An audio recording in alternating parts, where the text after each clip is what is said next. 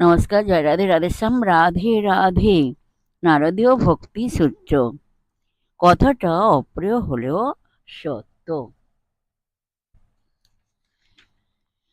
ঈশ্বর আমাদের কাছে প্রিয় কেন? তিনি ঈশ্বর বলেই। এর সঙ্গে অন্য কোনো স্বার্থকেন্দ্রিক সম্বন্ধ নেই বলেই। এই নিঃস্বার্থতার জন্যই এই প্রেম পরম, গুণগত ও পরিমাণগত উভয় দিক থেকেই। পরিমাণগত এই জন্য যে অন্য কোনো পার্থিব ভালোবাসা এত তীব্র হয় না যা নিজের অস্তিত্বকে ভুলিয়ে দিতে পারে। সেদিক দিয়ে সন্তানের প্রতি মায়ের ভালোবাসাকেও কি আমরা নিঃস্বার্থ হতে পারি না? হ্যাঁ, পারি। কতটা পরিমাণে?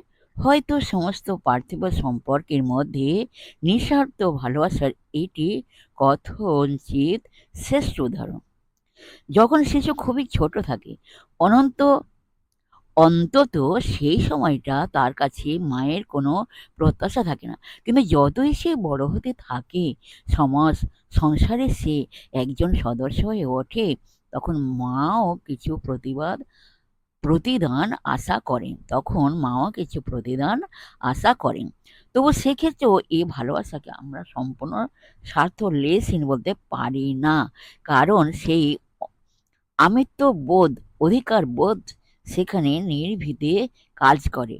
এ সন্তান তাঁর সন্তান, এই বোধই তাঁর ভালোবাসার মূলে।